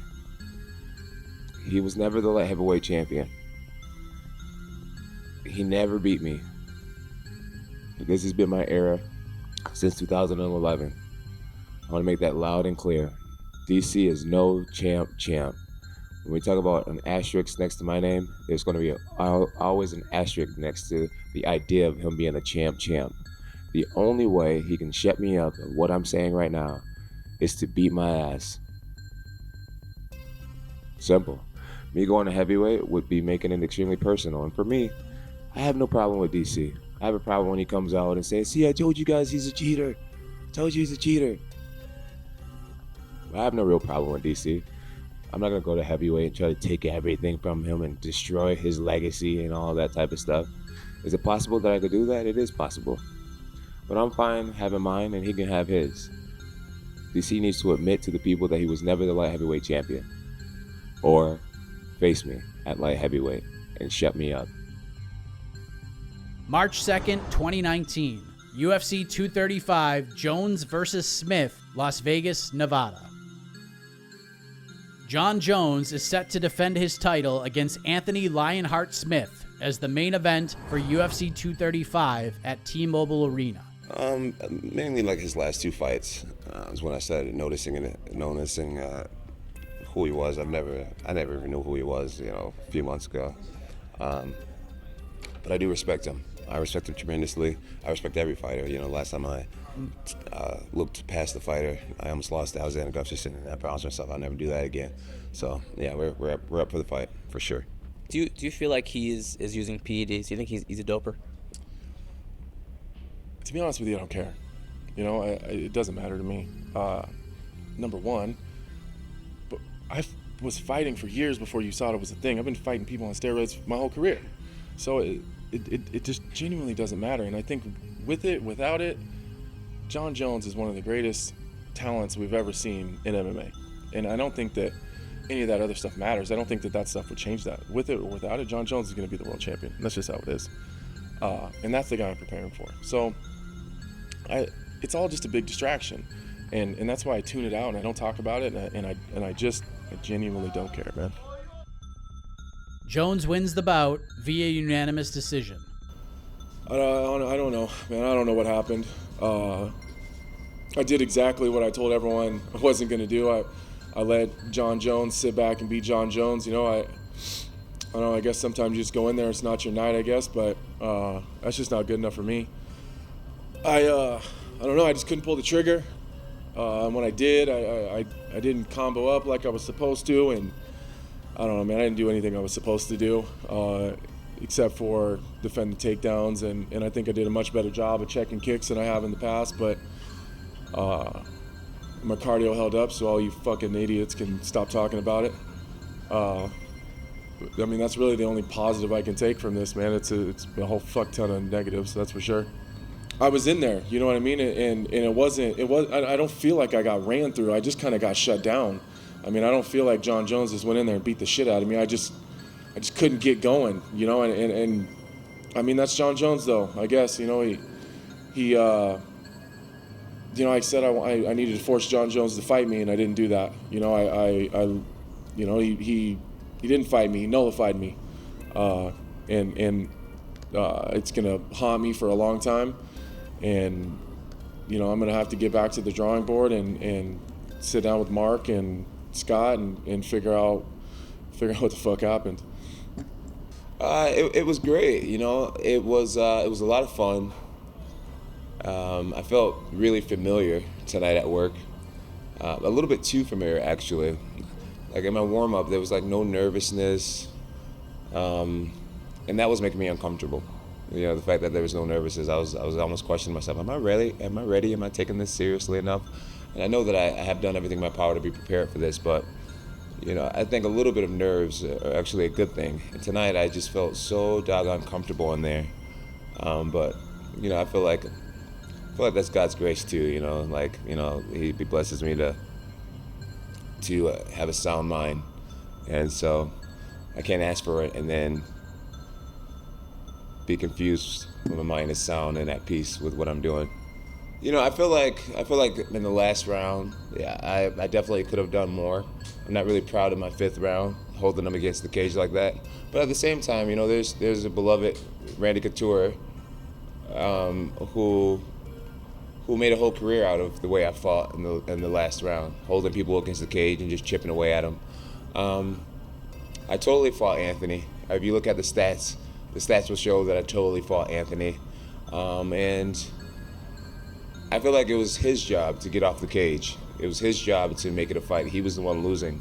Anthony's very durable, and he's known to come back and win, even in the worst situations. You can beat the crap out of him for 3 rounds, and at the very end of the 3rd round, he can knock you out. He's known for that. So in a world championship fight, if he's going to allow me to hold him against the cage, I'm going to do that. At the end of the day, you know, it's about impressing the fans and being entertaining. And I have a lot of pride in being that. But I feel like rounds 1 through 4 was what the fans wanted to see.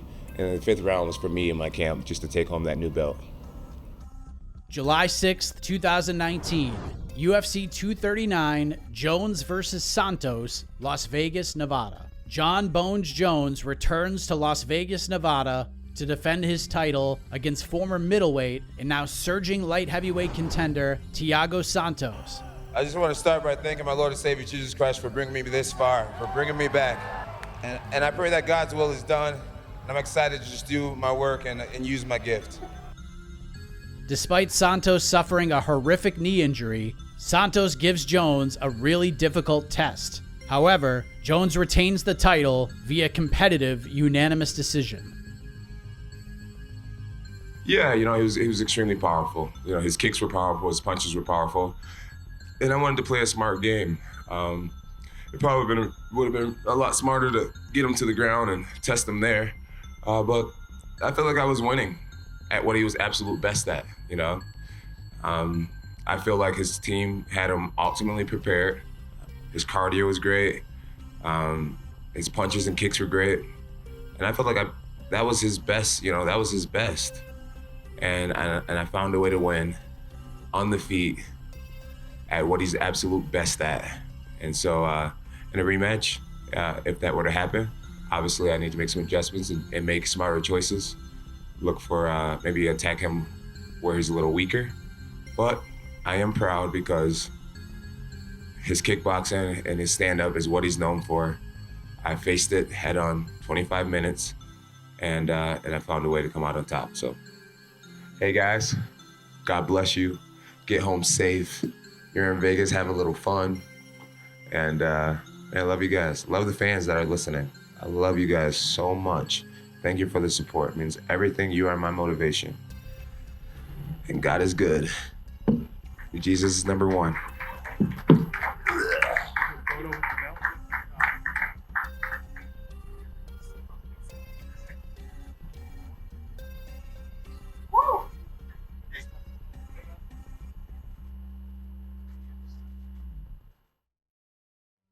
August 17th, 2019, UFC 241, Cormier versus Miocic 2, Anaheim, California. Daniel Cormier will attempt to defend his heavyweight title in a rematch against the person he won the belt from, Stipe Miocic. What's the last year been like for you? It's been almost exactly 13 months since you last fought. What has the last 13 months been like for you? Awesome, honestly. Unfortunately, I lost the belt, which sucks. No one likes losing, but honestly, just get to enjoy life, get them a mind rest, my body rest, get to enjoy my daughter, watch her grow up. It doesn't get any better than that, honestly. It's been awesome. It's been a great year. How much did having that title taken away from you just kind of like, I don't say reinvigorate you because I don't want to sound like you weren't motivated, but you know what I mean? Like that hunger as a challenger. I'm always hungry, no matter what, with the belt or not without the belt. It sucks not being a champ. I like being a champ, I like being co-champ, and that's why I'm gonna get the belt back. But it's more than that, dude. Like I'm a better fighter. So that's why I want the rematch.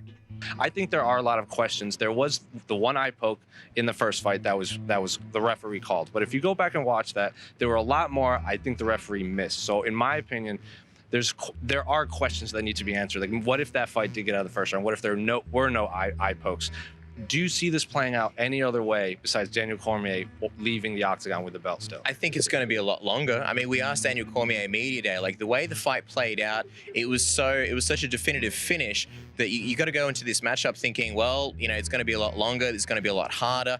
I heard a fascinating thing before. Chael Sonnen was talking about their weights. Both Daniel Cormier came in a lot lighter, as did Stipe Miocic, and he sort of is attributing that to potentially Stipe Miocic overtraining. We know how long he's been wanting this rematch, and, you know, if that's the case, that could be interesting. It also seems like Daniel Cormier, you know, why would he come in lighter for this fight? Maybe he's sort of on the way down to 205 and he's sort of eyeing this Jon Jones fight. Also, he's been exhausted looking this entire media week. I agree 100%. The assholes that we are made him get out of his comfy chair on media day to stand, and he wasn't very happy about that. And I don't know, I kind of feel like Daniel Cormier is just very much on his way out. Same question to you, Dennis. Like, do you agree with Casper that maybe Daniel Cormier feels the end is obviously near, but it's starting? He's starting to show it. Like, he might be over this fight week already. Dude, we had this crazy chat with his coach Javier Mendez, and Javier said that it took about 6 weeks for them to get down in weight just so he could be the old Daniel Cormier of old because of the injuries that he's had.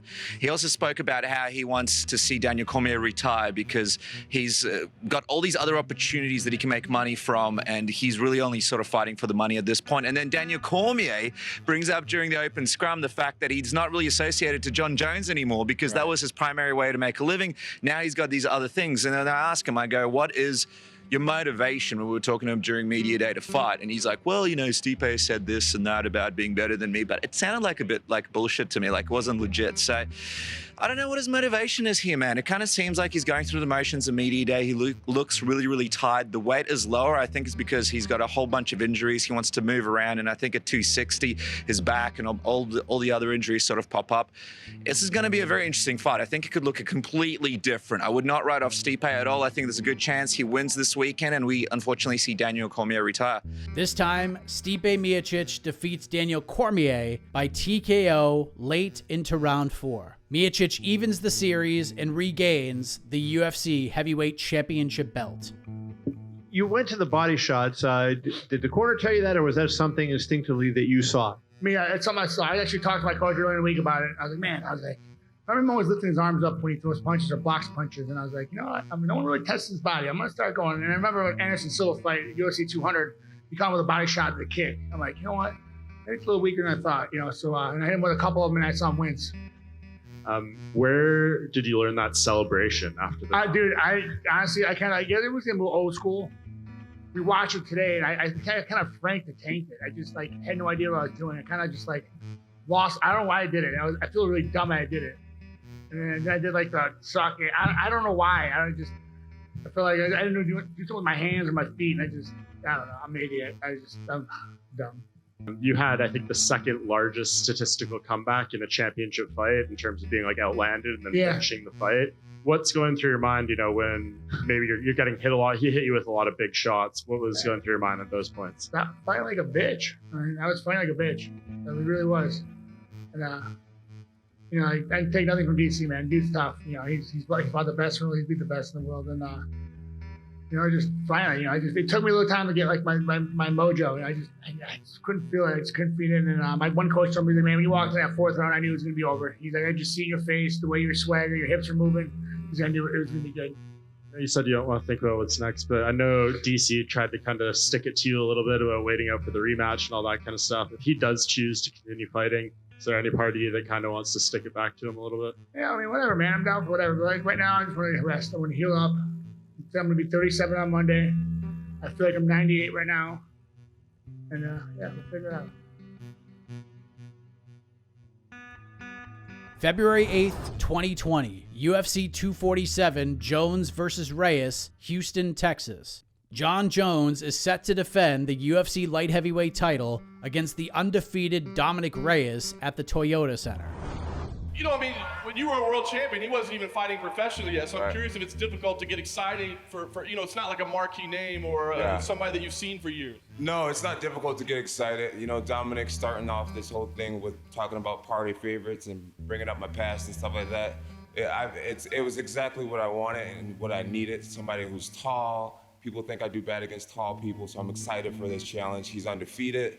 So yeah, this guy tickles my pickle. And And I cannot wait. Pause. I cannot wait to put my hands on him. He's an elite level athlete. I believe I am as well. He has a lot of power and his left hand.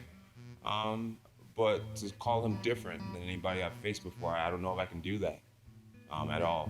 I've faced so many people with way more advanced striking.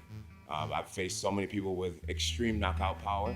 And I just gotta go out there, respect him, believe, and just do what I do.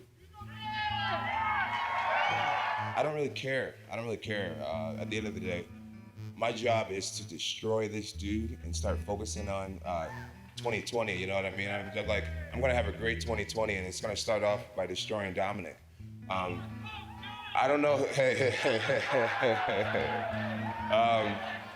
this guy.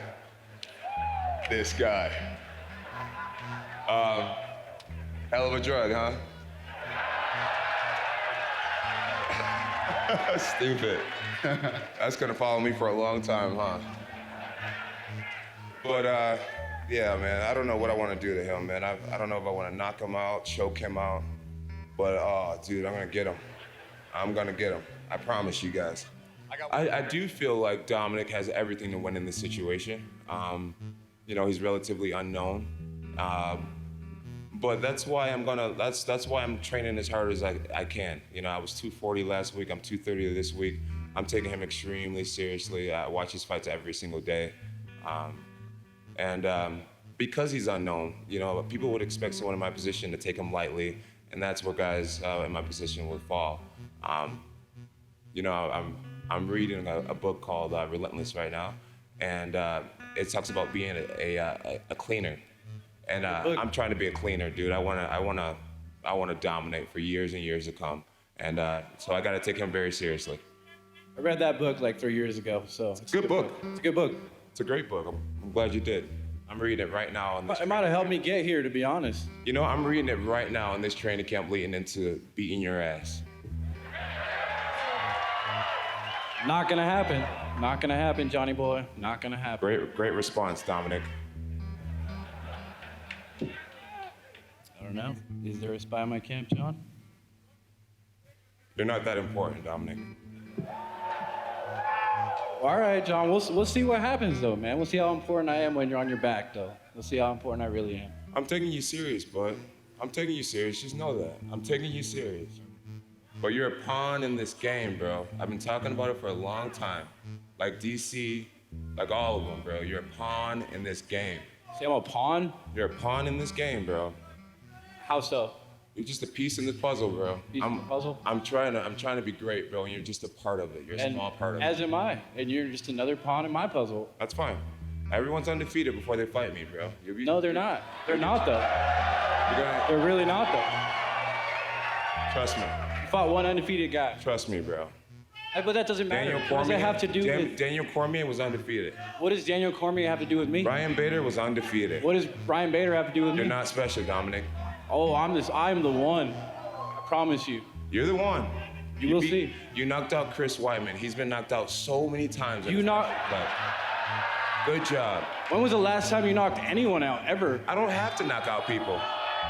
I have a gigantic skill set. So you say I don't have to knock out people, but then you try to knock me knocking out people? The only way, we all know John. The only way you can possibly win this fight is to catch me with a left.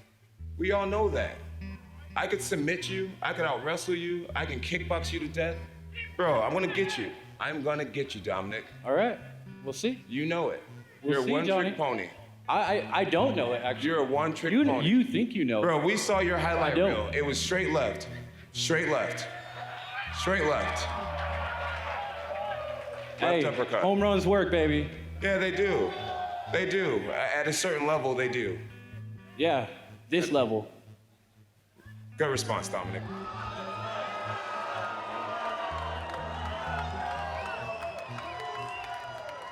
I feel like if it's not broke, don't fix it. And so much has been going right in the light heavyweight division. I feel like there's always going to be great competition as long as guys are dreaming and aspiring to to achieve great things, and it's going to be my job to stay where I'm at and to be a dream killer in a way. I got a lot of more years at the light heavyweight division, but I'm also excited to challenge myself. I know at the end of the day, it's about the fans. It's about giving the fans what they want. And unlike boxing sometimes, you guys like that? Unlike boxing sometimes they hold off great fights, like, Mayweather and Pacquiao. That fight waited too long, right? So I want to be a part of giving the fans what they want when they want it. And so if you guys are desiring me to go to the heavyweight division, then I think the UFC is going to fill that demand, and we're going to make it happen. Jon Jones retains his title in one of the most controversial wins in UFC championship history. I know I won that fight. I know I won that fight. I was in that fight. I don't have to watch the replay. I was there. I made Jon Jones look like just a man. I brought the fight to him, and man, this fucking man. I don't have like all kinds of big coaches and all this. I don't train at a big gym, I kind of just work in the dark. I kind of work just in the basement in a sense, and this is for me, this is a huge validation, It's my very first time going 5 rounds in my entire career against Jon Jones, who is arguably the greatest of all time. And I put it on him, I took it to him. Man, I feel like I'm the people's champ. You hear people say, you don't lose, you learn. And I'm really grateful to have a win and such a learning experience. Dominic did a tremendous job. I respect him dearly. I respect him wholeheartedly. And what a way to put yourself in the history books. Doing it with such a hard-earned fight. David Goggins, he wrote me last night, and I can't repeat what he said verbatim, but the basis of his message was, be the guy who embraces the ugly, the miserable. Be the guy who embraces hard work, the grind. Don't be afraid of being hurt. Don't be afraid of sacrificing some blood. And the whole week I was thinking, I want to finish this fight. I want to finish this fight before the championship rounds. This is, I should be able to smash this guy. Goggins' message was for a reason, his reason. And Greg Jackson's been saying it for years, be comfortable being uncomfortable. But Goggins gave me a really good reminder. It's just, Jon, you should want this fight to be miserable. You should want this to hurt. Be the guy who thrives in that. And I felt like I was that guy tonight. I had to earn this position. I think about, the first person to climb Everest. I'm sure people died. Lots of people died. I would respectfully say that. The first man who ran a 4-minute mile, I'm sure he was hurting bad. To be the first person to do anything, you should look like this. So that makes the victory even sweeter. August 15th, 2020, UFC 252, Miocic versus Cormier 3, Las Vegas, Nevada. DC will attempt to take back the UFC Heavyweight Championship from the man who took it back from him almost 1 year ago to the day, Stipe Miocic. This time, due to the COVID-19 pandemic, the Trilogy will be held at the UFC Apex in front of essential personnel only.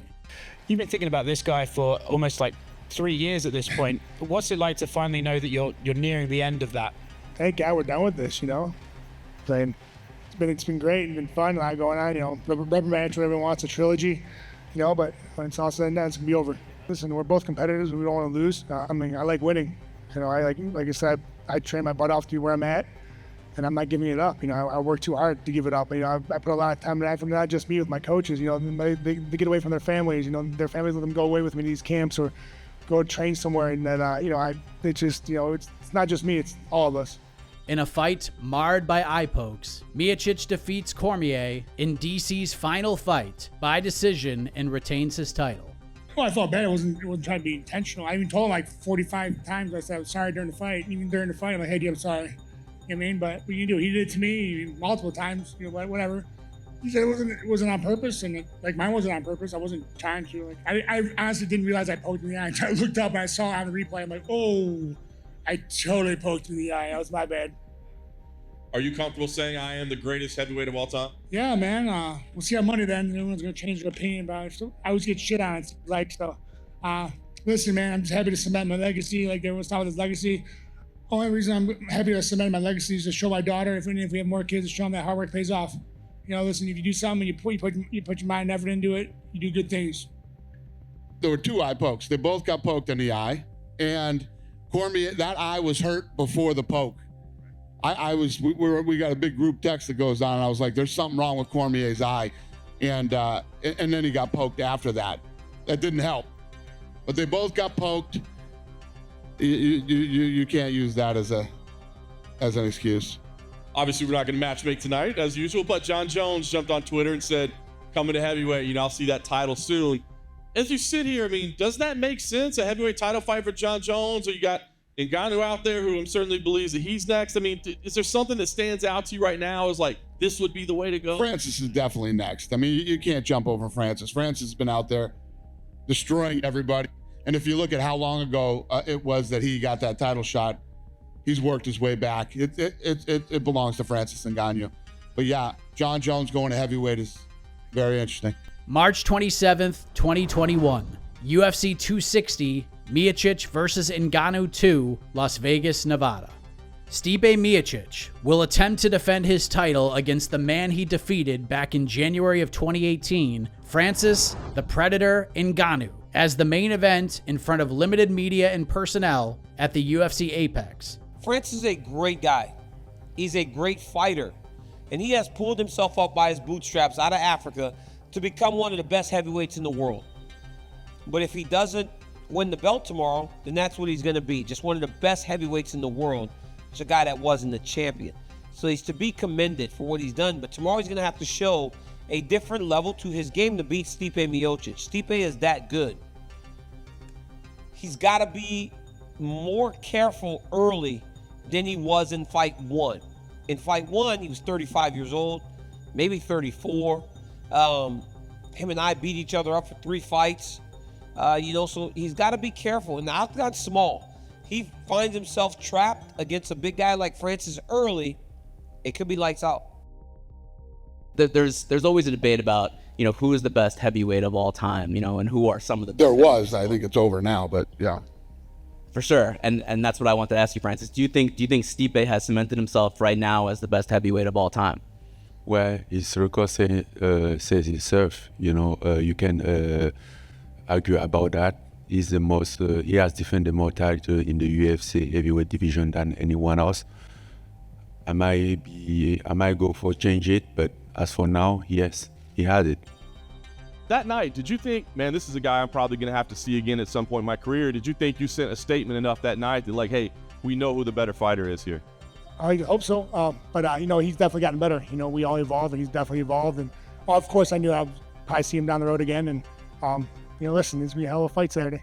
His last few opponents, they don't last 2 minutes, then they go away. So if you are watching these fights, are you seeing something, just one mistake that Francis' opponents keep making that you know you can take advantage of? Yeah, of course. Just like his coaches are watching me fight, and they can see there's holes in my game. It's a chess game, man. It's all it is. And I think whoever can exploit the one person's move, and they can take it. So definitely we worked hard the last few months, and I've been working at it, and hopefully we can exploit it. Ngannou evens the score and wins by devastating knockout late into round 2. Francis Ngannou is the new UFC heavyweight champion. He looked incredible, man, and obviously saw a lot of things from him tonight that we hadn't seen from him in the past. Head kicks, leg kicks, really good grappling, takedown defense, scary. If I'm Jon Jones and I'm home watching this fight, I start moving to 85. You think that's a fight that you'd like to put together next? I know we don't matchmake, but that sure does seem exciting. Listen, I could sit here all day and tell you, what show me the money mean. I tell you guys this all the time. If you can say you want to fight somebody, you know, but do you really want to? Yeah. March 4th, 2023, UFC 285, Jones versus Gane, Las Vegas, Nevada. After vacating his UFC light heavyweight championship in August of 2020 and over 3 years away from competition, Jones makes his return to the cage, this time as a heavyweight. After Francis Ngannou made the decision to vacate the heavyweight title and depart from the Ultimate Fighting Championship, Jones is set to face the 11-1 Cyril Gane for the vacant title. I feel awesome. I feel awesome. I feel like I move really well. I have great pride in my endurance. I do a lot of endurance training, whether I'm on a row machine or in the pool or on the bike or sparring or heavy mitts, jiu-jitsu, jogging. I work really hard. I feel great. Honestly, I feel like a stronger version of myself. You know, I'm not super lean. I don't have a mean six-pack like I used to. That took me a while to get used to, you know what I mean? Like back in the day, I would judge like my fitness level by the way I looked in the mirror. You know, I'm a heavyweight now. That's why my teammates said, John, you're a heavyweight now. And it's not about what you look like, it's about how you perform. And I feel like I'm performing really well. You know, I've had some close knockouts this camp, knocking out other people. That's something that never happened in camp in the past. When I decide I want to get guys down to the ground, they go down. I have a pretty much a 100% takedown rate in my training right now. And I feel really good. I like it. Get to eat what I want, feel good, you know what I'm saying? Life is good. There's a dog inside of me. It was interesting because during the countdown, his coach was like, you know, for the Tai 2 Tavasa fight, we focused on bringing out Cyril's dog. And I don't feel like that's something your coach should have to like teach you about being a dog. Either you have it or you don't. And I know that I'm a dog at the end of the day. I have a dog in me. I have a lion in me. I have a vicious warrior inside of me. It's who I am. And losing is not an option. This is not just a sporting event to me. This is my life. This is my image. This is my legacy. This is me. And my reasons why are really big, you know. My reasons why are really big, and I don't know if his energy matches mine when it comes to the seriousness of how I take this fight in this game. You know, a lot of my opponents would say John is just a lot stronger. He was a lot stronger than he looks. And now that I've put so much work into the weight room, now I believe in my strength more. My plan is to have that same energy as a heavyweight. You know, some guys are just naturally muscular. They've been muscular their whole life. And some guys really have to earn the size and strength that they have. And I feel like I've earned this size and my strength. And I predict that Cyril will think that I was incredibly strong after the fight. I think he's going to know that when I get on top of him. Jones dominates and wins easily by guillotine choke 2 minutes into round 1. Jon Jones is now the UFC heavyweight champion. Not only is he the greatest light heavyweight ever, he looks like the greatest heavyweight ever too. So, I mean, there were a couple of interviews leading up to this fight where he was saying, I'm gonna make this look easy. And I thought that was a silly thing to say. The guy is unfucking believable, man. He really is. I don't know what's gonna happen from here on out. You know, I'm just happy we got to see what we saw tonight. It just, and many of us that have been in the game for a long time, some of you might disagree, some of you might agree. I'm a big believer in ring rust and what it does to you. We didn't even get to see any ring rust. Who knows if there was any ring rust tonight? He just went in there and literally made it look like nothing, like it was the easiest thing in the world for him to do. He's a total freak of nature, and he's the best ever. This is what you get when you're dealing with Jon Jones. I know he wants to fight Stipe. He wants to fight Stipe. He's interested in that fight. You know, if that fight happens, awesome. We get to see this talented freak, perform again. If not, I don't know. Who knows? I told Hunter, charter a jet and send him right back to New Mexico right now. Let's get him home safe and sound. You made it clear that you said you want Stipe next. A timeline? Is there anything? I mean, are you have a date circled on the calendar yet, or do you have an idea like what would make the most sense for you? I got to talk to my coaching staff and see how, what they think. But we took 0 damage tonight, and I'm getting right back to practice. My buddy Maurice Green has a fight coming up in the PFL. Jorgen De Castro has a fight coming up in the PFL, and I owe it to my team to take the back seat and be the training partner, and that's exactly what we got to do. We get right back to work, and I believe in my next fight, I'll go into it with a different level of confidence, an even higher level of confidence. I believe that I'm going to look really great.